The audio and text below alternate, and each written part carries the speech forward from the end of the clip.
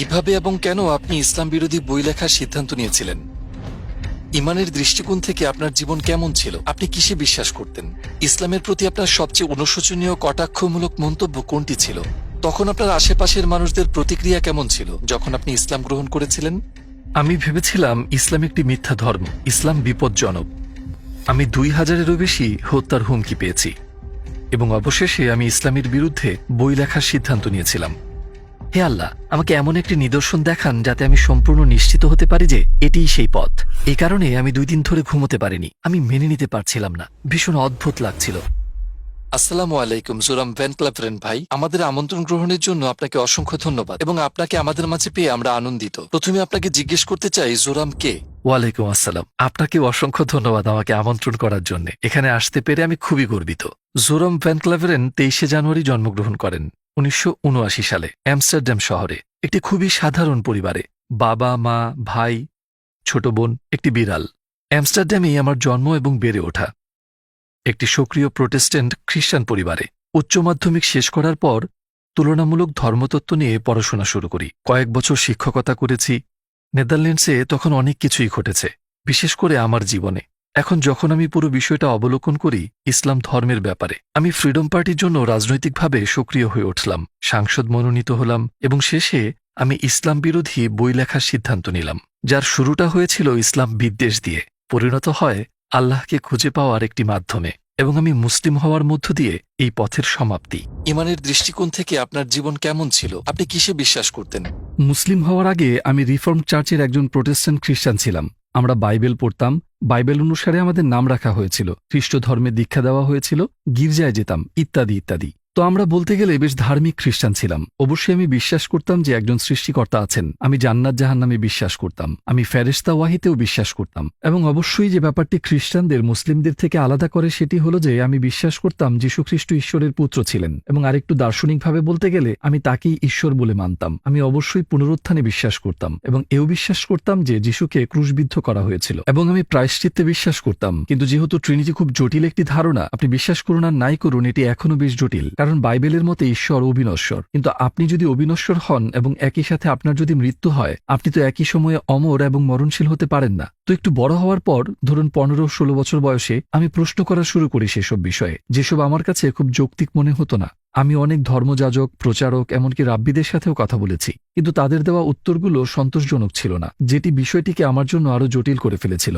শেষ পর্যন্ত সেসব বিষয়গুলোর ব্যাপারে আমার সন্দেহ থেকেই যায়, কিন্তু আমি অন্ধ বিচারকের মতো এগুলোকে একপাশে রেখে ধর্মটাকে বিশ্বাস করে যাওয়াটাই ভালো মনে করলাম। হয়তো আমি পুরো বিষয়টি বোঝার মতো যথেষ্ট বুদ্ধিমান নই এবং আমি তখনও ঈশ্বরে বিশ্বাস করতাম যে যীশু একজন খুব গুরুত্বপূর্ণ ব্যক্তিত্ব এবং ঈশ্বরের পুত্র, কিন্তু পূর্বে যা ঘটেছে আমি ব্যাপারটিকে ঠিক সেভাবেই রেখে দিলাম।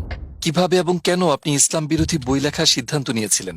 উচ্চ মাধ্যমিক শেষে একটি বিশ্ববিদ্যালয়ে ভর্তি হই তুলনামূলক ধর্মতত্ত্ব বিষয়ে পড়াশোনা করার জন্য। এবং চমৎকার ব্যাপার হলো, আমার কলেজের প্রথম দিন, যতদূর মনে পড়ে 2001 সালের 11ই সেপ্টেম্বর, প্রথম দিন থেকেই বুঝলাম, আচ্ছা, এই মুসলিম ছেলেগুলা একটু পাগলের মতোই এবং এই ধর্ম সত্য নয়। তার কয়েক বছর পর নেদারল্যান্ডসে একজন লোক নাম থিউ ভ্যান গগ, উনি একজন বিখ্যাত চলচ্চিত্র নির্মাতা ছিলেন, যাকে রাস্তায় মেরে ফেলা হয়েছিল, তাকে গুলি করা হয়েছিল, তার গলা কাটারও চেষ্টা করেছিল এবং তারা তার পেটে ছুরি ঢুকিয়ে একটি চিঠি রেখে যায় আয়ান হিরসিয়ালি নামের এক মেয়ের জন্য। ওখানে লেখা ছিল, এরপর তোমার পালা। তো এটি আমার ইসলাম বিদ্বেষী অনুভূতিগুলোকে এমনভাবে দৃঢ় করেছিল যে ভাবলাম আমাকে রাজনীতিতে যুক্ত হয়ে কিছু করতে হবে এবং দেশকে ক্ষতির হাত থেকে বাঁচাতে এই অশুভ শক্তিকে থামাতে হবে। আপনি ইসলামের জন্য রাজনীতি শুরু করেছিলেন? হ্যাঁ, এবং সত্যি এটি ইসলামের কারণে ছিল, আর এটিই মূল কারণ ছিল আমার বই লেখার, মানুষকে বোঝানোর জন্য যে কেন ইসলাম পৃথিবীর জন্য বিপজ্জনক। আমি যখন বই লিখছিলাম, একটু আগেই যে প্রশ্নগুলোর ব্যাপারে বললাম, খ্রিস্ট ধর্মের ব্যাপারে আমার সেই সন্দেহগুলো আবার মাথায় ঘুরতে লাগলো এবং অবশ্যই সেটি সত্যের ব্যাপারেই ছিল, কারণ আমি একজন বিশ্বাসী খ্রিস্টান ছিলাম এবং আমার যে খ্রিস্টান প্রশ্নগুলো ছিল সেগুলোর উত্তর খুঁজে পেলাম ইসলামের আলোকে। কারণ অবশ্যই যখন আমি বই লেখা শুরু করি, অনেকে ভেবেছিলেন যে এটি একটি রাজনৈতিক বই, কিন্তু সেটি রাজনৈতিক বই ছিল না, এটি ধর্মীয় বই ছিল। কারণ আমি মানুষকে দেখাতে চেয়েছিলাম ইসলাম ধর্ম হিসেবে কেন ভয়ঙ্কর, এবং আমি খ্রিস্টান দৃষ্টিকোণ থেকে বইটি লিখছিলাম। অতএব শুরুতে আমি খ্রিস্টান ধর্মে ঈশ্বরের ধারণা এবং ইসলামিক ধারণার একটি তুলনা তৈরি করতে চাইলাম। আমার ট্রিনিটির ব্যাপারে বেশ কিছু সন্দেহ ছিল এবং আমি ইসলামে তাওহিদ মানে ঈশ্বরের একত্ব দেখলাম হ্যাঁ, এবং সেটি আরো যৌক্তিক মনে হলো। আর তারপর আমি ভাবলাম, বেশ, আমি বাইবেল আবার পড়ব, আরো জানতে, নিজেকে পুনরায় ঝালিয়ে নিতে। আচ্ছা, কেন ইসলামে যে তাওহিদের ধারণা, এক স্রষ্টার ধারণা, সেটি কেন খ্রিস্টান কনসেপ্টে নেই? কিন্তু যখন আমি ওল্ড টেস্টামেন্ট পড়ছিলাম, দেখলাম যে ওল্ড টেস্টামেন্টে রাসূল বারবার বলেছেন এক ঈশ্বর, এক ঈশ্বর, এক ঈশ্বর। আর তারপর আমি ভাবলাম, ঠিক আছে, তাহলে আমি নিউ টেস্টামেন্টেও শুধু যীশুখ্রিস্টের বাণীগুলো দেখি। নিউ টেস্টামেন্টে একটি গল্প ছিল এমন যে কোথাও একজন লোক এসে যিশুকে প্রশ্ন করে, জীবনের সবচেয়ে গুরুত্বপূর্ণ জিনিস কি, আমি কিভাবে স্বর্গ লাভ করব? এবং তিনি বললেন, দুইটি জিনিস রয়েছে। তিনি বললেন, হে ইসরায়েল, তোমার ঈশ্বর এক, এবং তোমার প্রতিবেশীর সাথে এমন ব্যবহার করো যে ব্যবহার তুমি পেতে চাও। তো আমি ভাবলাম, যীশুখ্রিস্ট নিজেও এখানে স্বীকার করছেন, হে ইসরায়েল, তোমার ঈশ্বর এক। আমি বুঝলাম মুসলমানদের এক ঈশ্বর ভাবনাটি ট্রিনিটির চেয়ে বেশি যুক্তিযুক্ত, এবং এই ধারণাটি ওল্ড এবং নিউ টেস্টামেন্টের সাথে সম্পূর্ণ মিলে যাচ্ছে। কিন্তু আমি জানি খ্রিস্ট ধর্ম অন্য কিছু শেখায়। বাইবেলে ঈশ্বর সম্পর্কে যে ধারণা পাওয়া যায় তারা ঠিক তা শেখায় না। তো কয়েক সপ্তাহ গবেষণা করে বেশ কিছু বই পড়ার পর ভাবলাম, ঠিক আছে, হয়তোবা ঈশ্বরের একত্ববাদের ধারণাটি সত্য। তো এভাবেই শুরু হয়েছিল। আপনার গবেষণার জন্য কোন কোন উৎস থেকে সাহায্য নিয়েছিলেন?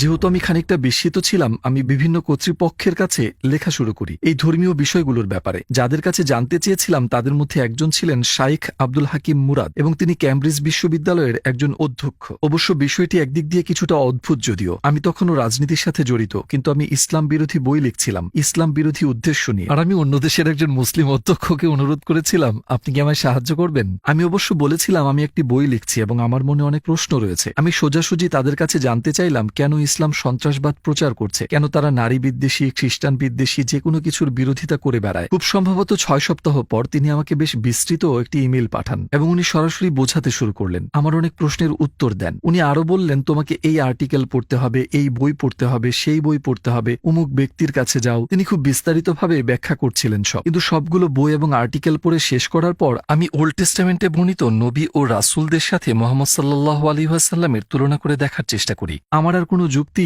অবশিষ্ট ছিল না এটা দাবি করার জন্য যে বাকিরা রাসূল, কিন্তু তিনি নন। আমি চিন্তা করলাম, বেশ, আমি যদি মুসা আলাইহিস সালামকে মেনে নিতে পারি, তবে রাসূল সাল্লাল্লাহু আলাইহি ওয়াসাল্লামকে কেন নয়? তাহলে নিশ্চয়ই সেখানে অন্য কারণ থাকবে। আমি ভাবছিলাম, কেন আমি তাকে রাসূল বলে মেনে নিতে পারছি না? হয়তো তার অনেকগুলো স্ত্রী ছিল, তাই। কিন্তু আবার আমরা যদি সুলাইমান, রাজা দাউদ কিংবা ইব্রাহিম আলাইহিস সালাম প্রমুখদের দেখি, ওল্ড টেস্টামেন্টে এমন আরো অনেক নবী রয়েছেন যাদের একাধিক স্ত্রী ছিল। আর ধর্মগ্রন্থের বাইরে দেখলেও সাংস্কৃতিকভাবে ইউরোপ, আফ্রিকা, এশিয়া সবখানেই বিভিন্ন কারণে মানুষদের একাধিক স্ত্রী ছিল। তো ভাবলাম, বেশ, এটা কোনো যৌক্তিক কারণ হতে পারে না। একের পর এক সব যুক্তি বাদ পড়তে লাগলো। শেষে আমি ভাবলাম, আমাকে বলতেই হবে, হয় এদের কেউই রাসূল নন, যা আমার পক্ষে মেনে নেওয়া সম্ভব হচ্ছিল না, কারণ তাদের জীবদ্দশায় যা করেছিলেন, বলেছিলেন যে অলৌকিক ঘটনাগুলো ঘটেছিল ইত্যাদি কারণে তারা যা বলতেন এবং করতেন সে ব্যাপারে নিশ্চিত ছিলেন, কেননা তারা রাসূল। এরপর আমি বললাম, ঠিক আছে, ভালো কথা, তাহলে আমাকে মুহাম্মদ সাল্লাল্লাহু আলাইহি সাল্লামকে নবী হিসেবে মেনে নিতে হবে। আমি সন্দেহ করেছিলাম। প্রথমে আমি ভেবেছিলাম যে তিনি আমার জানা ইতিহাসের সবচেয়ে খারাপ মানুষ। পরে ভাবলাম, হয়তো উনি অতটা খারাপ নন, কিন্তু তিনি রাসূল নন। শেষে সন্দেহ হতে শুরু করলো তিনি হয়তো একজন রাসূল। হ্যাঁ, অবশ্যই এতটুকু আসতে আমার অনেক বই পড়তে হয়েছে। প্রফেসর আব্দুল হাকিম মুরাদের সবচেয়ে বুদ্ধিমান পরামর্শ ছিল, তিনি বলেছিলেন, আপনি ইসলাম বিরোধী যে বইগুলো পড়ছেন সেগুলো সব অমুসলিমদের হাতে লেখা। তিনি বললেন, যদি আপনি খ্রিস্ট ধর্মের ব্যাপারে জানতে চান তাহলে নাস্তিকদের বই পড়বেন না, আপনি খ্রিস্টান লেখকদের বই দিয়ে শুরু করবেন। কেন তারা এটিতে বিশ্বাস করে, তাদের যুক্তিগুলো কি?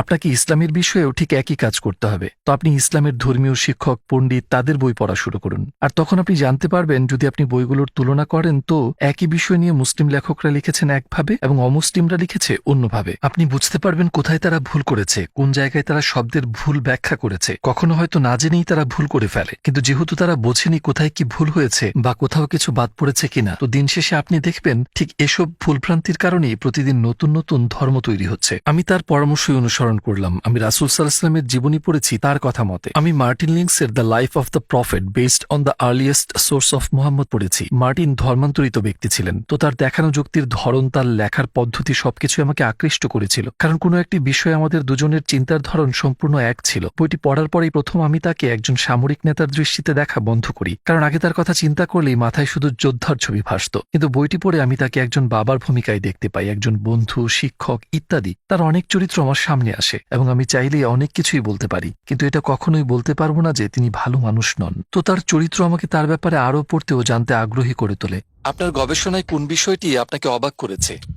হিন্দ বিনতে উদ্বার গল্পটি আমার জন্য একটা সুইচের মতো ছিল, যা আমাকে পুরোই বদলে দিয়েছে। কারণ আগে আমি ভাবতাম হিন্দ তার শত্রু আবু সুফিয়ানের স্ত্রী ছিল এবং এই হিন্দি হামজা রাদিয়াল্লাহু তাআলা আনহুকে হত্যা করার জন্য টাকা দিয়েছিল। রাসূল সাল্লাল্লাহু আলাইহি সাল্লামের অত্যন্ত প্রিয় চাচা ছিলেন তিনি, আর যুদ্ধক্ষেত্রে তাকে হত্যা করা হয়। তারা তার কান কেটে আনন্দ মিছিল করে, তার নাক কেটে ফেলে। সে এক বিভৎস দৃশ্য। রাসূল এসব দেখে খুবই কষ্ট পেয়েছিলেন এবং এর অনেক অনেক বছর পর রাসূল ক্ষমতা অর্জন করলেন, মক্কায় ক্ষমতাসীন হয়ে ফিরে এলেন। সেখানে হিন্দু উপস্থিত ছিল। বইটি পড়ার এই পর্যায়ে এসে ভাবলাম এইবার বুঝি তাকে ক্রুশবিদ্ধ করা হবে বা তার হাত কেটে ফেলা হবে বা এমন কিছু, কিন্তু তিনি বললেন আমি এখন তার দিকে তাকাতে পারবো না, কিন্তু সবাইকে ক্ষমা করে দেওয়া হলো এবং সে যদি থাকতে চায় তবে মুসলিমদের সাথে থাকতে পারবে, আর না হয় চলে যেতে পারে, কিন্তু এখন থেকে আর কোনো প্রকার রক্তপাত চলবে না। আর আমি ভেবেই অবাক হচ্ছিলাম তাকে ক্ষমা করে দেওয়া হয়েছিল। যদি আপনি এমন একজনকে ক্ষমা করতে পারেন যে আপনার প্রাণপ্রিয় চাচাকে হত্যা করেছে, যদি সে তার শরীরের বিভিন্ন অংশ কেটে অন্যদের দেখিয়ে উল্লাস করে, সে আপনাকে আর আপনি যা কিছু প্রচার করছেন সেটাকে অপমান করছে, এটিই প্রকাশ করে আপনি কতটা মহান চরিত্রের অধিকারী। এটি একটি অসাধারণ গুণ, এটি অলৌকিক বিষয় যা আপনি কোথাও খুঁজে পাবেন না। আমি ভাবছিলাম কি অসাধারণ একজন মানুষ তিনি, আর এটি দেখার পর আমার সন্দেহগুলো নিয়ে আমি চিন্তায় পড়ে গেলাম। আমি তার চরিত্র দেখেছি, কিভাবে তিনি অন্যদের সাথে ব্যবহার করেন তা দেখেছি, শত্রুদের প্রতি তার আচরণ কেমন তা দেখেছি। আমার মনে হতে শুরু করে তিনি একজন রাসূল, কিন্তু তারপর আমি ভাবি ওহ এটা তো ভয়ঙ্কর, কারণ আমি ইতিমধ্যেই আল্লাহর একত্ববাদ স্বীকার করেছি আর এখন বলছি তিনি একজন রাসূল। যদি আমি আপনাকে বলি আল্লাহ এক এবং মুহাম্মদ তার রাসূল, তাহলে তো এটি প্রায় কালেমা পড়া হয়ে গেল। আমি ভাবলাম এবার থামতে হবে, বইগুলো পড়া বন্ধ করতে হবে, এটি আমাকে ভুল গন্তব্যে নিয়ে যাচ্ছে। তবে অবশ্যই আমি আর আগের মতো ইসলাম বিরোধী ছিলাম না, আমি যা যা পড়েছি দেখেছি আর আমার অভিজ্ঞতার কারণে। এখন আমি আপনাকে যা বলবো হয়তো রূপকথার মতো শোনাবে, কিন্তু এটা সত্যিই ঘটেছিল। আমার টেবিলের উপর সব বইগুলো ছড়িয়ে রাখা, যখন আমার মনে হচ্ছিল যে এটি একরকম কালেমা শাহাদাতি পড়া হয়ে গেল, আমি বিরক্ত হয়ে আপাতত সবগুলো বই সরিয়ে একটা উঁচু তাকে রেখে দিলাম। কিন্তু সেখানে এত বই ছিল যে অনেকগুলো বই তাক থেকে পড়ে গেল। পড়ে যাওয়া বইয়ের সাথে আল কোরআনও পড়ে গেল। আমি যখন বইটি তুললাম আমার হাত পড়েছিল ঠিক 22 নম্বর সূরার 46 নম্বর আয়াতে, যেখানে লেখা ছিল প্রকৃতপক্ষে তাদের চোখ অন্ধ নয় বরং তাদের হৃদয় অন্ধ। আমি ভাবলাম আরে এটি তো আমার আসল সমস্যা, কারণ আমার চোখ নয়, আমি স্পষ্ট দেখতে পারছি। নিজ হাতে যা লিখছি কেউই আমাকে সেই বই লিখতে জোর করেনি, কি লিখবো সেটাও কেউ বলে দেয়নি, নিজেই লেখা শুরু করেছিলাম, নিজের চোখে সব দেখতে পারছি। আচ্ছা মানলাম তিনি রাসূল, ঈশ্বর একজন, কিন্তু বিষয়টাকে গ্রহণ করতে পারছিলাম না, কারণ আমার চোখ অন্ধ ছিল না, আমার হৃদয় অন্ধ ছিল। আমি মন থেকে মেনে নিতে পারছিলাম না। আমার মনে হয় আমার নফস বা আমার অহংকারের কারণেই আমার মেনে নিতে কষ্ট হচ্ছিল। তখন আমি বললাম হে প্রভু, আপনি বাইবেলের ঈশ্বর নাকি কোরআনের আল্লাহ আমি আর পরোয়া করি না, আমাকে শুধু একটি মাত্র ইঙ্গিত দিন যাতে আমি শতভাগ নিশ্চিত হতে পারি এটাই সঠিক পথ। তারপর আমি ঘুমিয়ে পড়লাম, কিন্তু ঘুম থেকে ওঠার পর কেন জানি না মনের মধ্যে খুব শান্তি পাচ্ছিলাম। আমি সত্যিই খুব নিরাপদ বোধ করছিলাম। এর পূর্বে আমি কখনো এতটা শান্তি অনুভব করিনি। পুরো বিষয়টি নিয়ে আমার যে উদ্বিগ্নতা বা সন্দেহ ছিল সূর্যের তাপে তুষারের মতো, তা আমার মন থেকে পুরো উধাও হয়ে গেল। আমি ভাবলাম আমি মনে হয় মুসলমান হয়ে গেছি, তো এখন সবাইকে বিষয়টি জানানোর পালা। আপনার আশেপাশের লোকজনের প্রতিক্রিয়া কেমন ছিল যখন আপনি মুসলিম হয়ে গেলেন? আসসালামু আলাইকুম প্রিয় ভাই ও বোনেরা, আমরা দেখছি যে আমাদের দর্শকদের 80% মানুষজন আমাদের চ্যানেলে সাবস্ক্রাইব করেননি। আপনারা যেমনটি জানেন আমরা একটি অলাভজনক প্রতিষ্ঠান, আর আমরা আমাদের কোনো ভিডিওতে বিজ্ঞাপন চালাই না। আমাদের লক্ষ্যই হলো শুধু সত্যকে প্রচার করা। কাজটা ছোট হতে পারে, কিন্তু ইনশাল্লাহ অনেকের জন্য এটি পথ চলার সহায়ক হবে। এখন সাবস্ক্রাইব বাটনে ক্লিক করুন এবং একসাথে পথ চলি অনন্তকালের দিকে। আপনার আশেপাশের লোকজনের প্রতিক্রিয়া কেমন ছিল যখন আপনি মুসলিম হয়ে গেলেন?